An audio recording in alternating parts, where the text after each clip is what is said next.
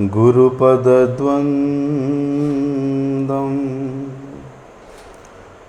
भक्तवृन्दसमन्वितं श्रीचैतन्य प्रभुं वन्दे नित्यानन्दसहोदितं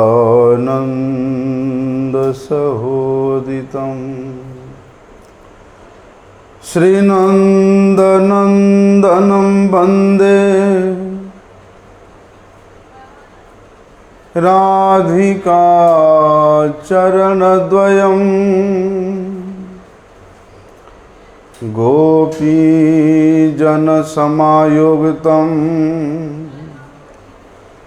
वृन्दावनमनोहरम्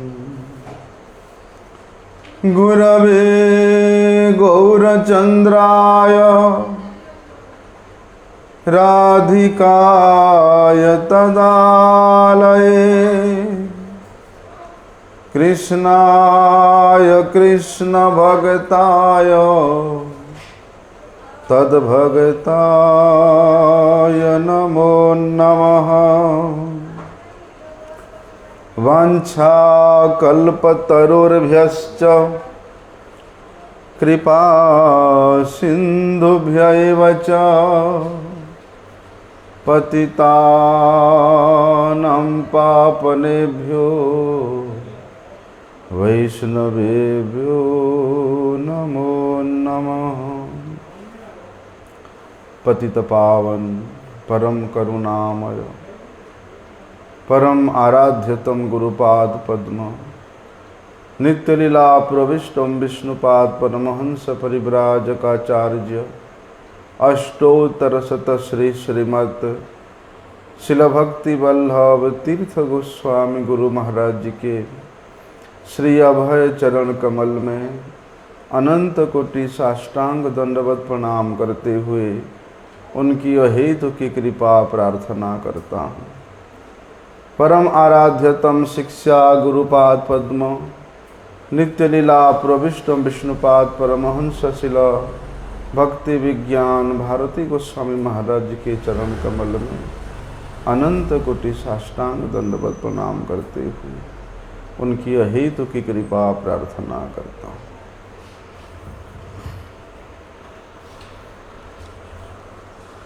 हम लोग यहाँ पर श्री प्रहलाद महाराज जी के द्वारा नरसिंह भगवान की जो स्तुति की हुई है उसी को हम लोग श्रवण कर रहे हैं।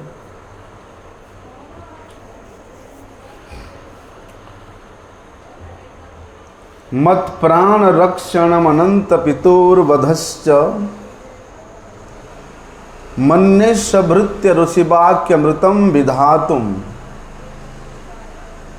खड्गं प्रगृह्य यजवोचत सद्विधित्सु त्वां ईश्वरो मद अपरो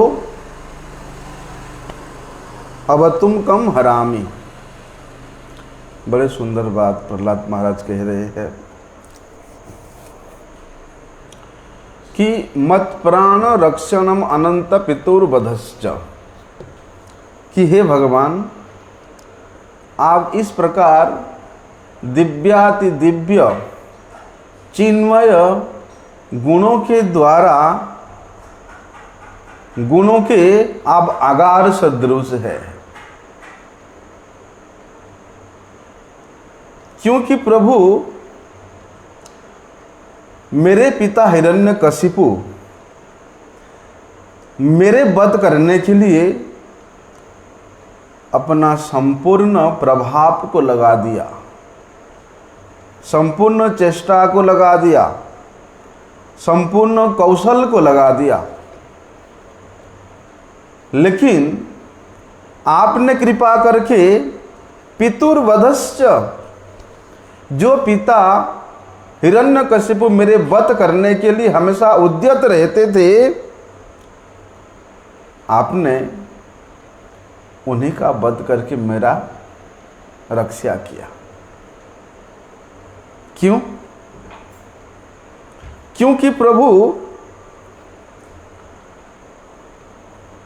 खड्गम प्रगृह्य यदवोचत असत विधित्सु, कि हे प्रभु जो असत भाव संपन्न व्यक्ति है, अर्थात आपके भक्तों को जो द्वेष करने वाला व्यक्ति है, अथवा आपसे द्वेष करने वाला व्यक्ति के प्रति आप इतना अधिक क्रोधित नहीं होते हैं जितना क्रोधित आप अपने भक्तों के ऊपर द्वेष करने वाला के प्रति होते हैं। इसलिए हे भगवान, हे ईश्वर, आपकी दया का, आपकी उस दिव्याति दिव्य गुणों का जो असीमता है, उसको भला कौन वर्णन कर सकता है। लेकिन हे भगवान, आप तो अनंत हैं, आप तो असीम हैं, आप तो कृपा के सागर हैं। आप इस जगत के प्रत्येक कण कण में विराजमान है, प्रत्येक जीव के हृदय में विराजमान है। भले ही ये संसार के जीव ये विचार करे कि भगवान तो पक्षपात करते हैं, लेकिन प्रभु आप अपने भजन करने वाला व्यक्ति के प्रति जितना कृपा वर्षण करते हैं, बल्कि उसी प्रकार के भाव उस नास्तिक व्यक्ति के प्रति भी आप रखते हैं। क्योंकि इस बात से अनुभव हुआ है, यद्यपि मेरे पिता हिरण्यकशिपु परम नास्तिक था, हमेशा आपको द्वेष करता रहा, आपसे युद्ध करने के लिए एक प्रतिद्वंदी के रूप में हमेशा अपने आप को खड़ा देखता रहा। लेकिन प्रभु, अब मेरे पिता हिरण्यकशिपु के प्रति भी इतना असीम कृपा किया कि उसको कोई नहीं समझ सकता। आप स्वयं उनको अपनी गोद में बिठाया और स्वयं अपने हाथों से आप उनका कल्याण किया।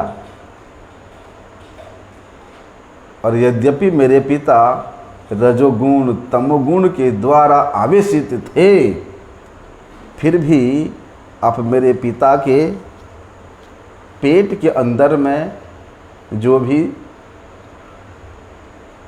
उसको लेकर के आप माला के तरह भी,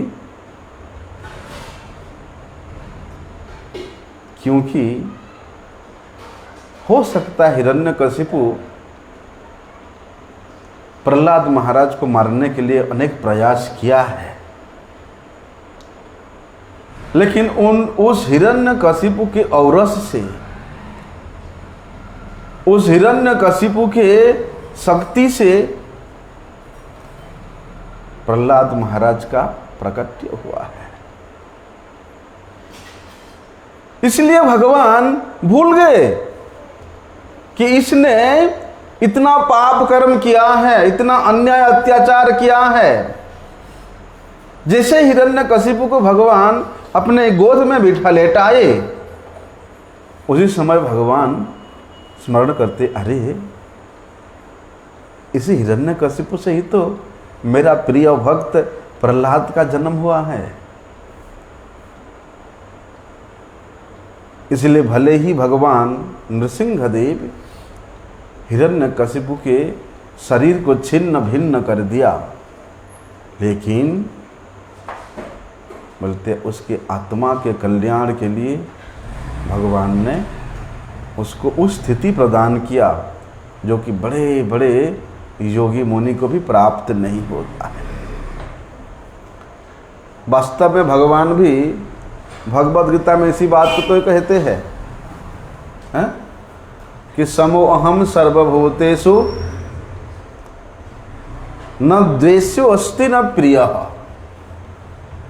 जे भजन्ति तुमां भक्त्या मयि ते तेषु चाप्यहम्। भगवान इस संसार में प्रत्येक कण में विराजमान है, प्रत्येक स्थावर जंगम में विराजमान है, संपूर्ण प्राणियों में भगवान विराजमान है और सबके प्रति भगवान का कृपा भी सम है। जिस प्रकार से सूर्य वे जब उदय होते हैं, वे सूर्योदय विचार नहीं करते कि ये पापी व्यक्ति है, ये अन्यायी व्यक्ति है, उसके ऊपर मेरा किरण ना पड़े। केवल जो धर्म का पालन करने वाला व्यक्ति के ऊपर ही मेरा किरण पड़े। वो देश पापी देश है, इसलिए उस देश में मेरा किरण ना पड़े, ऐसा विचार नहीं है। बोलते हैं भगवान की कृपा भी समग्र सर्वत्र सर्वदा समदृष्टि संपन्न होता है।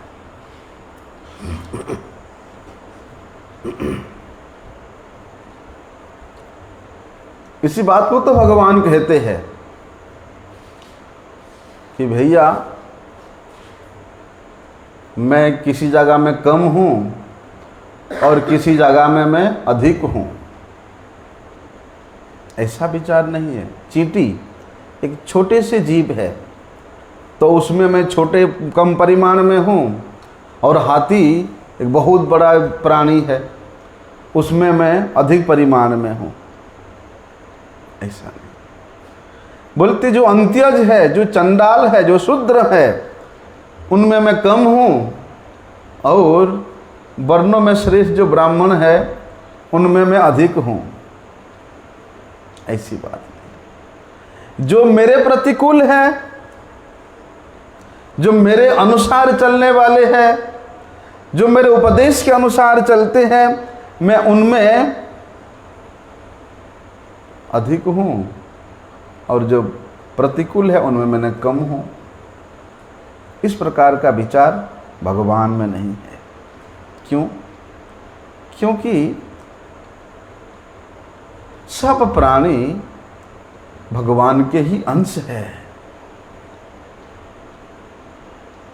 भगवान कहते सारी जीव जगत के स्थावर जंगम जितना भी प्राणी है, इस प्रकृति के प्रत्येक वस्तु मेरा ही अंश है, मेरा ही स्वरूप है। इसलिए जब मेरा अंश है, मेरे स्वरूप है, तो मेरे से वो कैसे अलग हो सकता है? मेरे से वो अलग नहीं हो सकता है। इसलिए मैं सभी प्राणी में समान रूप में हूँ। भले ही इस जगत के मूल व्यक्ति इस प्रकार का विचार करे कि भगवान पक्षपाती है, लेकिन भगवान कहते हैं, बोलते हैं पक्षपात की जो अवगुण है मेरे में लेश मात्र भी नहीं है। उन जगत के, उस प्रकृति के जितने भी प्राणी हैं, उनमें से किसी का भी ले लो, जन्म से ले लो, कर्म से ले लो, परिस्थिति से ले लो, स्थान काल पात्र के अनुसार ले लो, संजोग वियोग से ले लो, अनेक घटनाओं से ले लो, बोलते इस प्रकृति के इन व्यक्ति विशेष में अनेक प्रकार के विषमता दिखाई दे सकता है, लेकिन मैं उन विषमता में भी सब में समान रूप में स्थित रहता हूँ, समभाव में स्थित रहता हूँ। एक रीति से मैं व्यापक रूप से हूँ, कहीं कम या कहीं ज़्यादा हूँ, ऐसा सोचना भी मत। लेकिन एक बात भगवान कहते हैं, न में देशो अस्ति न प्रिया। अब भगवान तो कहते हैं कि भैया मैं सब में समान रूप में विराजमान हूँ, हैं? किसी भी जीव से, किसी भी प्राणी से ना मेरा राग है ना द्वेष है, राग द्वेष का विषय ही नहीं है। लेकिन बात ये है, यदि कोई व्यक्ति मेरे से विमुख हो जाता है, मेरे से उसका नित्य संबंध होते हुए भी उस संबंध को वो विस्मृत हो जाता है।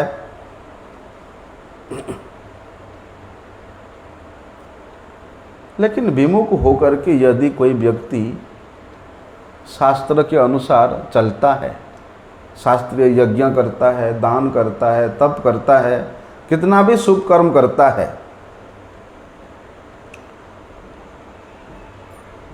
धर्म के पथ पर चलता है, जो धार्मिक व्यक्ति होने के कारण उसमें मेरा आसक्ति हो जाएगा, मेरा राग हो जाएगा, ऐसी बात नहीं है। और जो व्यक्ति शास्त्र को नहीं मानता, वेद विहित कर्मों को नहीं मानता, अन्याय अत्याचार जितने भी अशुभ कर्म है उसी प्रकार करता है, तो उसमें मेरा द्वेष हो जाएगा, ऐसी बात भी नहीं है। धर्म पे चलने वाला व्यक्ति के प्रति ना मेरा राग होता है और ना अधर्म पे चलने वाला के प्रति मेरा द्वेष होता है। क्यों? क्योंकि मैं संपूर्ण प्राणियों में समान भाव से, समान रीति से मैं व्याप्त रहता हूँ। सभी पर मेरी समान रूप से कृपा दृष्टि वर्षण होती रहती है और सभी प्राणी मेरे ही अंश होने के कारण सभी से मेरा समान रीति से ही प्रेम है, सभी से एक समान प्रेम है। हाँ, लेकिन एक बात जरूर है, विचार करना चाहिए हम लोगों को कि भैया जो व्यक्ति अशुभ कर्म करेगा,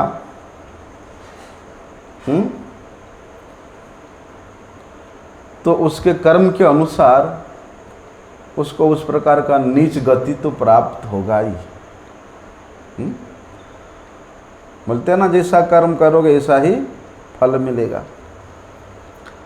नरकों में जाना पड़ेगा, 84 लाख जोनियों में घूमना पड़ेगा अशुभ कर्म करोगे तो। लेकिन भगवान कहते हैं, चाहे वो व्यक्ति पुण्यात्मा हो, चाहे वे पापात्मा हो, मेरे लिए वहाँ राग और द्वेष का विषय नहीं है। देखो ना, एक बार भगवान वहाँ यमपुरी में गए थे और यमपुरी में यमराज से कुछ वार्तालाप चल रहा है। इतने में जितने भी पापिष्ट लोग हैं, यम यातना प्राप्त करके खूब कष्ट पा रहे हैं, खूब चिल्ला रहे हैं, खूब रो रहे हैं।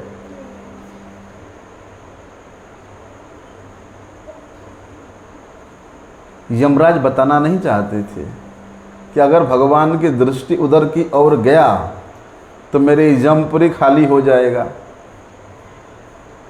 क्योंकि यदि भगवान का दर्शन कोई पापी व्यक्ति कर ले यमपुरी में भी, उसका भी उद्धार हो जाएगा। लेकिन उन पापियों के इसे करुण क्रंदन को सुन करके भगवान से नहीं रहा गया। वे जाकर के उन पापियों को दर्शन दिया कि देखें तो सही कैसे कैसे कष्ट पा रहे हैं। सबका कल्याण हो गया, सबका उद्धार हो गया। यदि भगवान वहां विचार करते जिस प्रकार यमराज विचार करते हैं, नहीं ये पापी है तो इसको पाप का फल मिलेगा, भोगना पड़ेगा, यदि भगवान उस प्रकार का विचार करते तो थोड़ी जाते वहां पर उन पापियों को दर्शन देने के लिए, हैं? जो जमालय में कष्ट भोग कर रहे हैं।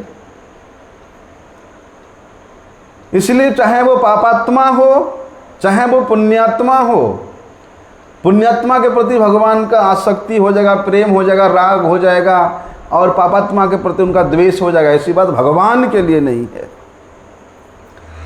अरे भगवान के द्वारा ये जो प्रकृति की रचना हुआ है, और इस प्रकृति के जो भी पदार्थ है, भले ही वे नाशवान पदार्थ ही क्यों ना हो, पृथ्वी, जल, अग्नि, वायु और आकाश, ये भी जब किसी से किसी प्रकार का भी भेदभाव नहीं करते हैं, प्राणियों के अच्छे बुरे आचरणों को, भावों को ये लोग ही कोई विचार नहीं करते कि पृथ्वी है तो भैया सबको रहने के लिए स्थान है, जलाशय है तो सबको पीने के लिए अधिकार है, अग्नि है तो सभी उसमें अपना भोजन पका सकते हैं, वायु है तो वो सभी के लिए ही प्राण स्वरूप है। आकाश नहीं कहता कि वो पापी है तो मैं उसके सिर के ऊपर नहीं रहूँगा, सबके लिए। तो भगवान के द्वारा रचे हुए इस पृथ्वी के, इस प्रकृति के ये जो पदार्थ है, भौतिक पदार्थ है, वो भी जब उस प्रकार के विचार नहीं करते, जल नहीं कहता कि वो पापी है तो मैं उसका प्यास नहीं बुझाऊंगा, कहते हैं। चाहे पापी भी जल पिए तो उसका प्यास बुझेगा, और पुण्यात्मा भी जल पिए उसका भी प्यास बुझेगा। बोलते उसी प्रकार इस प्रकृति के इस उपादान में यदि कोई राग द्वेष की बात नहीं है, विषमता की बात नहीं है, प्रत्युत सबको समान रीति से ही यहाँ अधिकार मिलता है। यदि प्राणी अपने अच्छे कर्म करे, बुरे कर्म करे, उस अच्छे बुरे कर्म को लेकर के यदि वे भगवान से ही राग द्वेष करने लगे तो वो तो उसका ही कर्म है। लेकिन भगवान के दृष्टि में किसी के लिए भी राग द्वेष की बात नहीं है, क्योंकि भगवान स्वयं कहते हैं कि सभी जीव मेरा ही अंश है, मेरे ही स्वरूप है। जैसे किसी व्यक्ति के इस हाथ में दर्द हुआ, बहुत ज़्यादा दर्द हुआ, इतना दर्द है उस हाथ की, उसके कोई काम में नहीं आता, उस हाथ से ना खा सकता है, ना नहा सकता है, ना कुछ कर सकता है। बरम वो हाथ रात दिन उसको दर्द ही देता है, काम करने में बाधा देता है।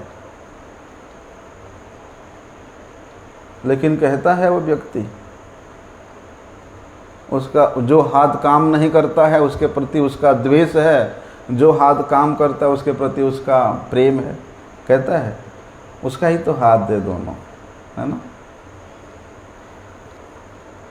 किसी हाथ के प्रति उस व्यक्ति का राग द्वेष नहीं होता, अच्छा बुरा का भाव नहीं होता, दोनों हाथ ही उसके ही शरीर के अंग है। और अपने ही शरीर के अंग के प्रति भला कौन राग द्वेष कर सकता है भैया। मेरा ये शरीर का अंग खराब है तो मैं उसको ना कुछ पूछूंगा ही नहीं, हैं। ये शरीर का अंग अच्छा है तो उसी से मैं प्रेम करूंगा, ऐसे होता है। बरम जो अंग खराब है उसका ज़्यादा ही यत्न करता है ना, उसका ज़्यादा ही देखभाल करता है। तो भगवान कहते हैं इस प्रकार यदि कोई व्यक्ति मेरे वचनों के अनुसार चलता है, मेरे सिद्धांत के अनुसार चलता है, चाहे वे व्यक्ति पुण्यात्मा से पुण्यात्मा ही क्यों ना हो, एक, और दूसरा व्यक्ति वही जो भगवत वाणी को मानता ही नहीं है, भगवान को मानता नहीं है, भगवान के द्वारा जो सिद्धांत स्थापित हुई है वो सिद्धांत को भले ही वे खंडन करने वाला हो, भगवान के विरुद्ध चलने वाला हो, चाहे वो पापी से पापी व्यक्ति ही क्यों ना हो, भगवान कहते हैं वो पुण्यात्मा व्यक्ति और वे पापी व्यक्ति, बोलते दोनों को लेकर के मेरे मन में, मेरे हृदय में किसी प्रकार का कोई छोटा बड़ा या राग द्वेष का विचार नहीं है। कहते हैं वे सामने वाला व्यक्ति अपने आचरण से, अपने कर्म से, अपनी वार्ताव से भेद कर सकता है। भाई जो भेद करता है उसको भेद का ही फल मिलेगा। लेकिन मेरे दृष्टि से, मेरे भाव से बोलते भेद करने वाला के प्रति भी कोई राग द्वेष नहीं है। यदि भगवान का किसी प्रति की, किसी अभक्त के प्रति, किसी कुकर्मी के प्रति, किसी आचरण विहीन के प्रति द्वेष भाव होता तो भगवान क्यों कहते उस बात, समो अहम सर्वभूतेषु। भगवान स्वयं से कहा है कि सभी प्राणियों के प्रति मेरा समभाव है। किसी के प्रति भगवान का कोई राग द्वेष की स्थिति ही नहीं है। लेकिन एक विशेष बात भगवान कहते हैं वहाँ पर, जिसको प्रहलाद महाराज ने वहाँ कहा है, लेकिन हे प्रभु भले ही आपका समभावापन्न है, लेकिन जो जिस प्रकार से आपका भजन करता है, जिस भाव से आपका सेवा करता है, आप उसके भाव के अधीन हो जाते हैं और उसी के अनुसार ही आप उससे प्रेम भी करते हैं। जे भजन्ति तुमाम भक्त्या मयि ते तेषु चाप्यहम्। और वही बात भगवान यहाँ कह रहे हैं कि भक्ति पूर्वक जो व्यक्ति मेरा भजन करता है, मेरा सेवा करता है, मतलब संसार के प्रति जिसका कोई आकर्षण नहीं है, संसार के प्रति जिसका कोई खिंचाव नहीं है, शरीर संबंधी वस्तुओं के व्यक्तियों के प्रति जिसका राग नहीं है, ममत्व भाव नहीं है, जो केवल मुझे ही अपना मानता है, मेरे प्रसन्नता के लिए, मेरे सुख के लिए जिसका प्रत्यक्षण व्यतीत होता है, मतलब जो मेरे परायण होता है, रात दिन मेरे खुशी के लिए, मेरे प्रसन्नता के लिए वो काम करता है, और तो और अपने शरीर को, मन को, वाणी को, इंद्रिय को हमेशा मेरे तरफ ही ढकेल करके रखता है। अर्थात मेरे चिंतन में, मेरे ध्यान में, मेरे गुणों के श्रवण में, मेरे नाम के कीर्तन में, मेरे श्री मूर्ति का दर्शन में, मेरे प्रसाद के सेवन में, अपने संपूर्ण इंद्रियों को जो लगा के रखता है, वास्तव में वे मेरे हैं और मैं उनमें हूँ। भगवान इस बात को ताल ठोक के कहते हैं कि भाई जो व्यक्ति प्रेम पूर्वक मेरा भजन करता है, प्रेम पूर्वक मेरा सेवा करता है, वो मेरे में है और मैं उनमें हूँ। इसका मतलब ये नहीं है कि जो भजन नहीं करता है, जो सामान्य जीव है, भगवान के विरुद्ध चलने वाला व्यक्ति है, वो भगवान में नहीं है और भगवान उनमें नहीं है, ऐसी बात नहीं है। विशेष रूप से भक्त के लिए, भजन करने वाला के लिए भगवान इस बात को गारंटी के साथ कहते हैं कि वो भक्त जिसने मेरे लिए अपना सब कुछ त्याग दिया, मत्कृतम त्यक्त कर्माणम त्यक्त स्वजन बांधवा, मेरे लिए छोड़ा, अपने माता पिता को छोड़ा, बंधु बांधव को छोड़ा, भाई बंधुओं को छोड़ा, हैं, सब कुछ छोड़ दिया। और मत्कृतम, मेरे लिए उसने अपना कर्म को भी छोड़ दिया। और क्या करता है? मदाश्रय कथामृष्टा शृण्वन्ति कथयन्ति च, मेरे आश्रय में रह करके, मेरे चरणों की छाया में रह करके, मेरे भक्तों के अनुगत्य में रह करके वो हमेशा मेरे ही गुणों को श्रवण करता रहता है, मेरे दिव्याति दिव्य उस परम मंगलमय नामों को कीर्तन करता रहता है। बोलते ऐसे जो भक्त है उसके लिए भगवान कहते हैं अहम भक्त पराधीनो हि सत्तंत्र द्विज साधु विग्रस्त हृदयो साधु नाम। बोलते ऐसे भक्त मुझे उस भक्ति के द्वारा अपने हृदय में बांध के रख दिया है।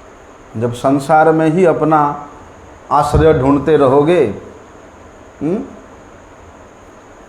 संसार में ही अपना आश्रय ढूंढते रहोगे, तो फिर उस परम आश्रय प्रभु सदृश प्रभु के चरणों में आश्रय कैसे मिल सकता है। अरे संसार में जीव तो 2, 8, 10, 20 साल तक जिंदा रहता है। ज़्यादा से ज़्यादा मनुष्य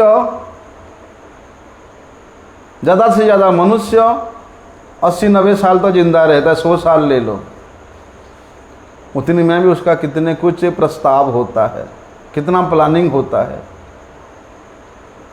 लोमस मुनि उस जंगल में बैठे हुए उस बरगद के पेड़ के पत्ता को सिर पे लेकर के बैठे के तपस्या कर रहे हैं। अर्जुन को देख करके बड़ी दया आया। भगवान से कहते हैं, प्रभु ये मुनि का कोई कुटिया नहीं है, उस पेड़ के नीचे देखिए एक पत्ता सिर में रख करके अपना जीवन व्यतीत कर रहे हैं। इसलिए भगवान मेरा इच्छा है कि मैं इन मुनि के लिए कुटिया का निर्माण कर दूं। भगवान कहते, अर्जुन अच्छा विचार है तुम्हारा, जाओ उनसे पूछ के आओ। अर्जुन पूछने गए, बोलते हे ऋषिवर, मेरा इच्छा है कि मैं आपके लिए एक अच्छा सुंदर कुटिया का निर्माण कर दूं। लोमस मुनि कहते हैं कि मेरे जीवन की अवधि कितना है और थोड़े समय तो जिंदा रहूँगा, वो थोड़े समय के लिए क्या मकान बनाना, क्या घर बनाना है, और बनाते बनाते ही प्राण छूट जाएगा, क्या ज़रूरत है। अर्जुन कहते कि आपको पता है आपके जीवन का अवधि कितना है, कब आपकी मृत्यु होगा। लोमस मुनि कहते हाँ। बोलते अभी तो मेरे शरीर में जितना बाल है उसमें से सिर्फ 4 बाल ही झड़ा है। एक बाल झड़ने का मतलब उनका एक परार्ध का आयु खत्म होता है। ऐसे अभी तो 4 परार्ध का आयु खत्म हो गया, 4 बाल झड़ करके। अभी तो ये जो बाल है तो अभी झड़ जाएगा, हाँ, और कब मृत्यु हो जाएगा, क्या जरूरत है कुटिया बनाने का। देखो लोमस मुनि के शरीर में करोड़ों लोम है, बाल है, और एक बाल एक परार्ध के बाद ही झड़ता है। अभी तक सिर्फ 4 बाल झड़ा है और 4 परार्ध उनका आयु बीत चुका है, और कितने अवधि है उनका जीवन काल का, समझ सोच के देखो। फिर भी वो कहते हैं कि क्या पता। लेकिन हम लोग कितना प्रयास करते, कितना प्लानिंग करते, कितना प्रस्ताव करते हैं। इसलिए भगवान कहते कि भैया संसार के प्रति ये जो तुम्हारा आसक्ति है, तुम्हारा जो ममता है, स्नेह है, कर्तव्य मानते हो, यही ही मुझे अपना मानने में बाधा है, यही परिच्छिन्नता है। जब तक संसार के प्रति ये भाव नहीं मिटेगा तब नहीं कह सकता है वे व्यक्ति हृदय से कि भगवान के सिवा इस संसार में मेरा और कोई आश्रय नहीं है। यदि कोई कहे भगवान से कि प्रभु आप तो अपने भक्तों के प्रति विशेष कृपा दृष्टि रखते हैं, भक्तों में विशेष रूप से आप प्रकट होते हैं और दूसरों में तो आप देखते भी नहीं, कम रूप में प्रकट होते हैं, तो क्या ये आपका विचार भेदभाव नहीं है? क्या ये आपका विषमता नहीं है? तो भगवान कहते हैं भैया मेरे में जो विषमता है ये तो भक्तों के ही कारण है। यदि कोई भक्त मेरा भजन करे, मेरा सेवन करे, मेरे परायण हो जाए, मेरे शरण में आ जाए, तो मेरा तो ये संकल्प है कि मैं ऐसे भक्त से विशेष प्रेम करूं। यदि मेरे शरण में आया हुआ, मेरे भजन साधन में लगा हुआ जीव के प्रति मैं विशेष प्रेम ना करूं, विशेष प्रेम ना करूं, तो वहां पर फिर वो भेदभाव हो जाएगा, फिर विषमता हो जाएगा। क्यों? क्योंकि भजन करने वाले और भजन नहीं करने वाले, यदि दोनों में मैं बराबर रहूं तो ये तो न्याय नहीं होगा। वरम यही मेरा भेदभाव का कारण बन जाएगा। फिर तो भाई भक्त जो सब कुछ छोड़ करके आकर के मेरा भजन करता है, मेरे लिए सब कुछ त्याग दिया है, उसका कोई मूल्य नहीं रहेगा।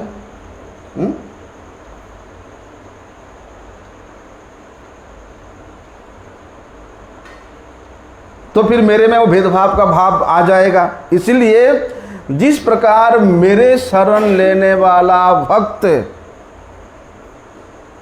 विशेष रूप से मेरे आश्रय में रह करके मैं उसको आश्रय देता हूँ, मेरे शरण में नहीं आने वाला व्यक्ति को उस प्रकार आश्रय नहीं मिलता है।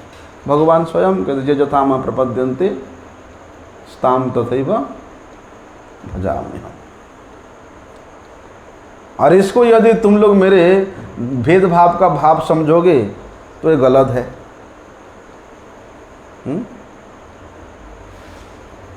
देखो, यदि कोई किसी का पुत्र, दो पुत्र है, एक पुत्र बड़ा अच्छा काम करता है, उसके माता पिता के हर बात को मान करके चलता है, आज्ञाकारी पुत्र है, तो उसको सुपुत्र कहलाएंगे।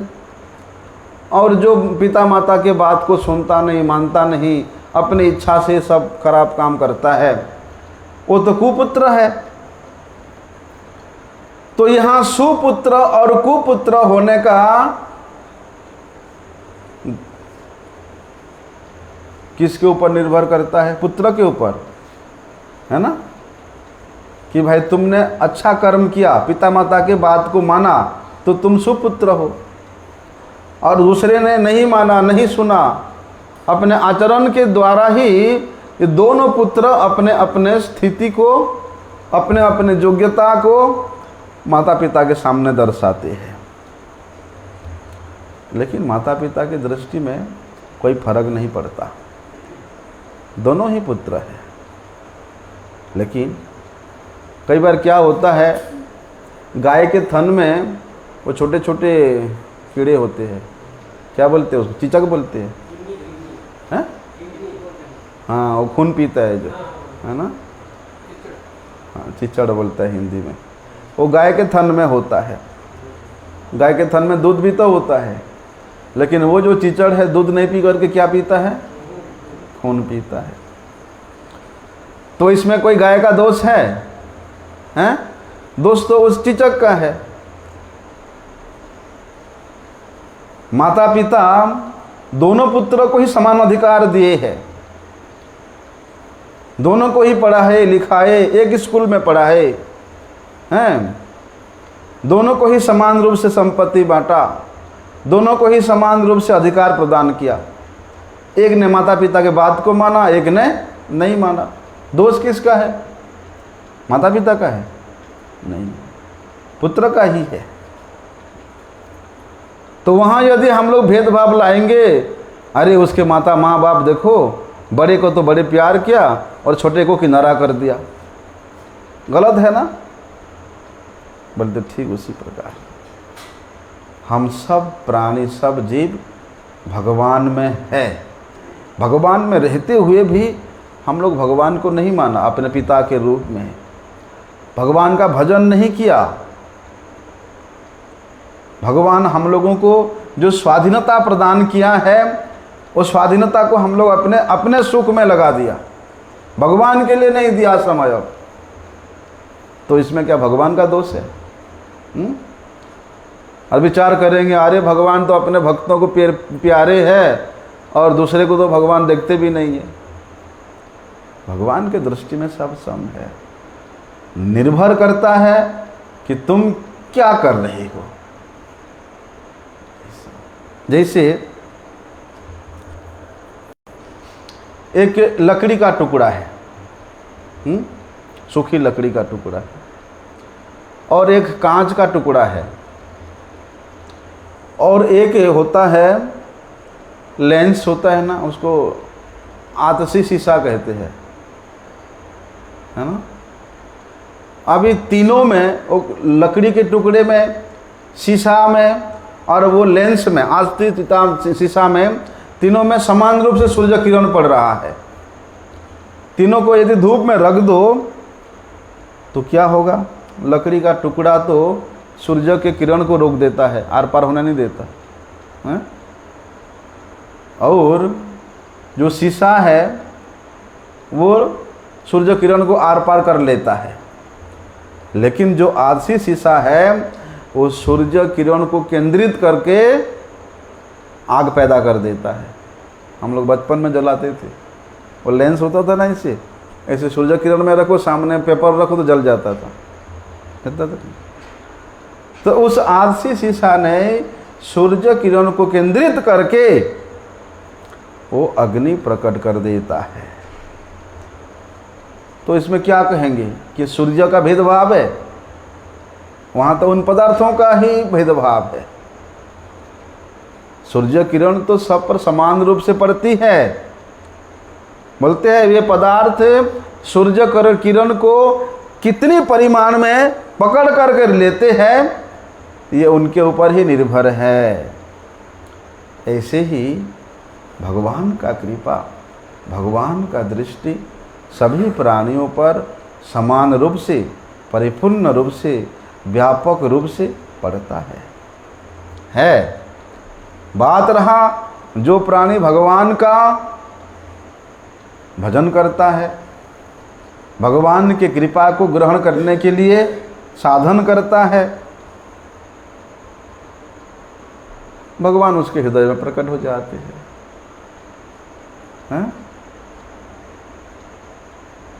तो उसमें क्या यही विचार करेंगे कि भगवान तो भक्त के हृदय में प्रकट हुए, अभक्त के हृदय में प्रकट नहीं हुए?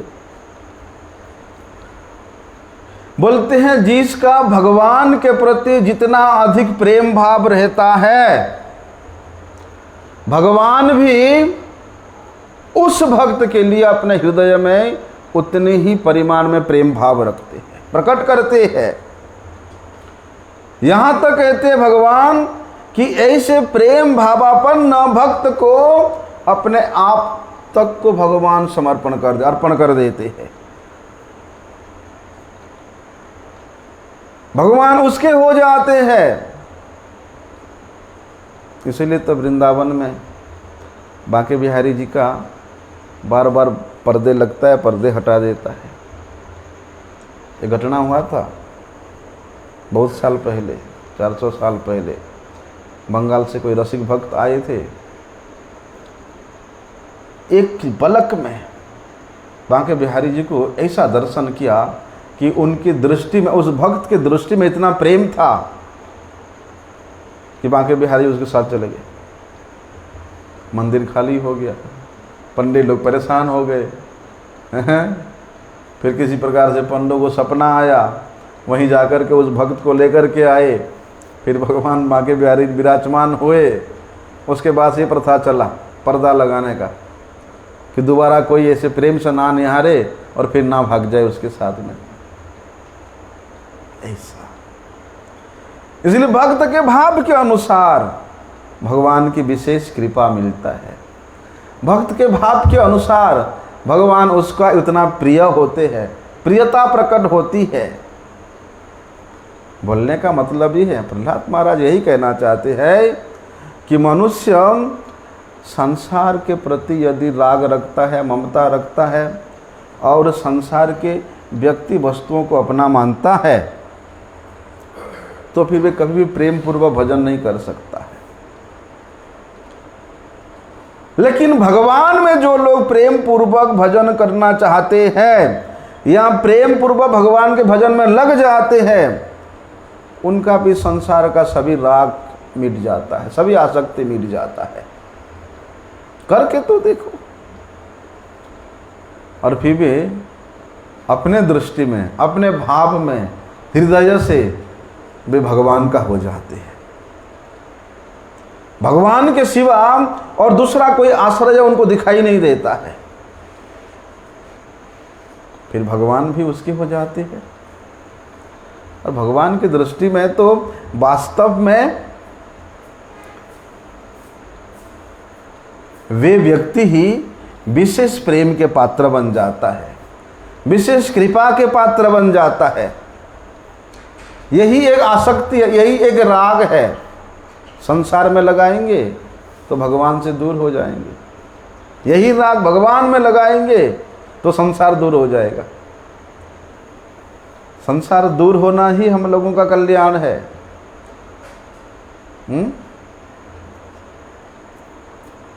कहते हैं ना, जे भजन्ति तुमाम भक्त्या, जो इस प्रकार से मेरा भजन करता है, चाहे वे व्यक्ति किसी देश में रहे, किसी वेश में रहे, किसी अवस्था में रहे, किसी भी स्थिति में रहे, किसी भी संप्रदाय में रहे, वे चाहे किसी भी वर्ण के हो, किसी भी आश्रम के ही क्यों ना हो, चाहे वो कैसे भी योग्यता वाले क्यों ना हो, यदि वो व्यक्ति भगवान को अपना मान करके भगवान का भजन करता है तो भगवान कहते हैं वो मेरा है और मैं उनमें हूँ।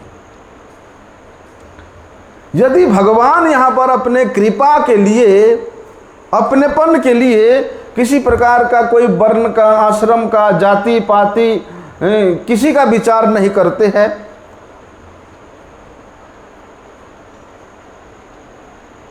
चाहे वो शूद्र ही क्यों ना हो, चाहे वो अंत्यज ही क्यों ना हो, चाहे वो पाषंड ही क्यों ना हो, यदि मेरा भजन करता है तो वे मेरे प्रिय पात्र हैं।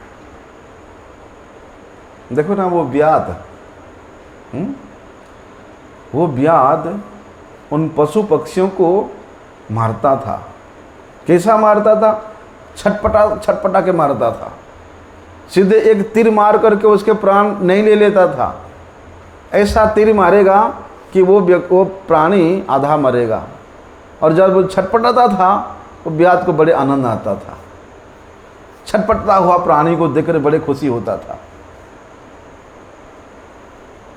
लेकिन नारद गोस्वामी जी का सम्मुख हुआ, नारद गोस्वामी जी के वाणी को, उपदेश को माना और भजन करने लगा। वे व्याध जो इतना निर्दयी था, इतना क्रूर था, आज वे भगवान का भजन करने के कारण भगवान का परम प्रिय बन गया। जगाई माधाई कितनी क्रूर थे। अरे ऐसा अत्याचारी, ऐसा अन्याय सोच भी नहीं सकते थे आप लोग। इतना अन्याय करते थे, अत्याचार करते थे।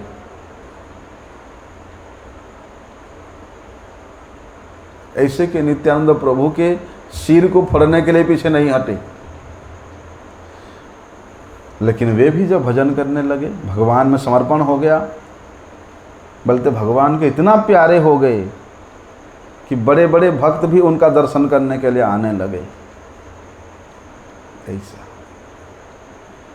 इसलिए भगवान इस बात को कहते हैं, जे भजन्ति तुमाम भक्त्या, चाहे वो पापी हो, तापी हो, अन्यायी हो, कुपुत्र हो, सुपुत्र हो, अधर्मी हो, धार्मी हो, पुण्यात्मा हो, पापात्मा हो, यदि मेरे चरणों की शरण में आकर के मेरा भजन करता है, मेरा सेवा करता है, मेरे परायण हो जाता है, तो मैं उसका हो जाता हूं।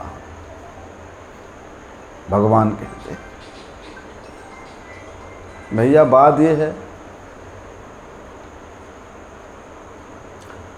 भगवान को चाहे व्यक्ति अपनी कर्म का फल अर्पण करे या ना करे, वैसे तो भगवान कहते हैं कि यद करोसि यद जुहोसि यद ददासि यद तपसि तत्कुरुष्व मदर्पणम, कि तुम जो कुछ भी करते हो मुझे अर्पण कर दो। लेकिन ठीक है, यदि भगवान को कोई अपने कर्म, अपने क्रिया का फल अर्पण करे ना करे, भगवान को कुछ फर्क पड़ता है? हाँ, फर्क पड़ता है? नहीं पड़ता। भगवान तो असमर्थ तत्व है, भगवान तो परिपूर्ण तत्व है। ऐसे नहीं कि तुम देने से ही भगवान का काम चलेगा, नहीं तो भगवान भूखे मर जाएगा। हाँ, ऐसा है। भगवान तो हमेशा समान रहते हैं। किसी वर्ण विशेष का, किसी आश्रम विशेष का, किसी जाति विशेष का, किसी कर्म विशेष का, किसी योग्यता विशेष का भगवान पर कोई असर नहीं पड़ता। कि वो धनी व्यक्ति है तो भगवान उसके हो जाएंगे, वो विद्वान व्यक्ति है तो भगवान उसके हो जाएंगे, वो बड़े बड़े घर का व्यक्ति है तो भगवान उसके हो जाएंगे, वो बड़े सुंदर है तो भगवान उसके हो जाएंगे। ऐसी बात नहीं। ये सब चीज़ों से भगवान को कोई फर्क नहीं पड़ता।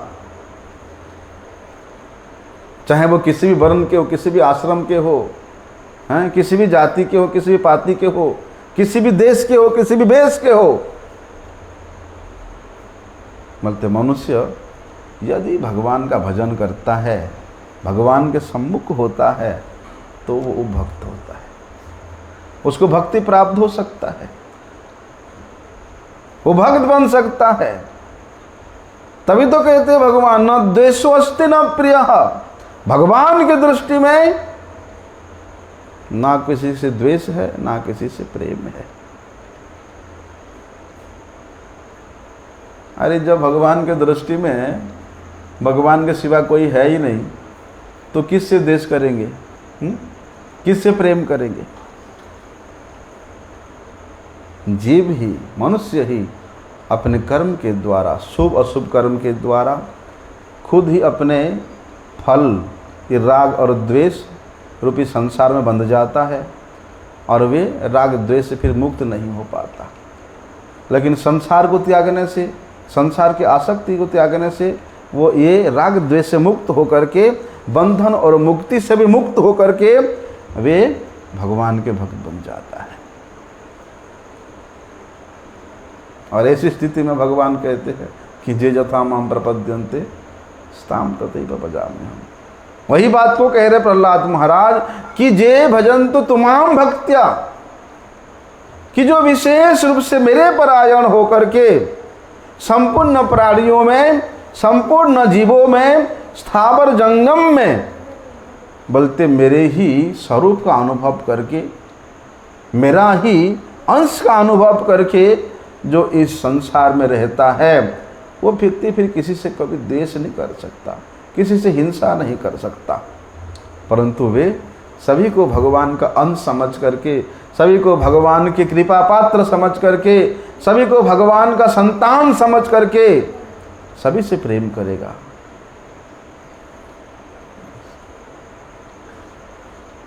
इसलिए भैया केवल जल जल जल जल, पानी पानी पानी पानी बोलने से नहीं चलता है। जानते हैं कि मिट्टी के अंदर जल है, हैं? जल जल बोलने से प्यास बुझेगा? मिट्टी खोदोगे तभी तो जल निकलेगा, हैं? अभी अंधेरा है, लालटीन लालटीन लालटीन लालटीन बोलोगे तो अंधेरा दूर होगा? अरे लालटीन को जलाओ तभी तो अंधेरा दूर होगा, है ना? ऐसे ही संसार में प्रत्येक कण में, प्रत्येक वस्तु में, प्रत्येक जीव में भगवान की पूर्ण अवस्थिति है। हम लोग उसी प्रकार का कर्म करें, उसी प्रकार का भाव अपने अनुभव में लाएं, जिससे सर्वत्र भगवान का ही अनुभव हो, भगवान का ही दर्शन हो। तभी प्रहलाद महाराज कहते हैं कि हे भगवान, ऐसी स्थिति में भी मत प्राण रक्षम अनंत पितुर्पदश्च, कि आप अपने भक्त के वचनों को रक्षा करने के लिए वहाँ प्रकट हुए। क्योंकि माता कयाधु हिरण्यकशिपु की रानी जब नारद मुनि के आश्रम में थी, तो माता कयाधु नारद मुनि से एक वर मांगी थी कि हे भगवान, आपने मुझे जितने भी भगवत कथा सुनाया, वो सब कथा मेरे पुत्र के स्मरण में रहे, और किसी परिस्थिति में मेरे पुत्र का कोई अहित ना हो। नारद जी कहते ठीक है। देखो, नारद जी कहते ठीक है, नहीं होगा। नारद जी भगवान का प्रिय भक्त है, इसलिए प्रहलाद महाराज को हिरण्यकशिपु ने जितने भी तरीका से मारने का प्रयास किया, कुछ बिगाड़ सका, क्योंकि नारद जी का वचन है, नारद जी ने कहा था। ऐसे कि मत बधश्च, बोलते मेरे वध करने के लिए मेरे पिता जब तलवार उठाया, बोलते वहां आप प्रकट हो गए और उन मेरे पिता का वध करके आप मेरे रक्षा किया, मेरे कल्याण किया। क्यों? क्योंकि हे भगवान त्वाम ईश्वरम मद अपरो कम हबतुम हरामी, कि हे प्रभु आप में उस प्रकार के विषमता ही नहीं है, आप में उस प्रकार की राग और द्वेष का भाव नहीं है।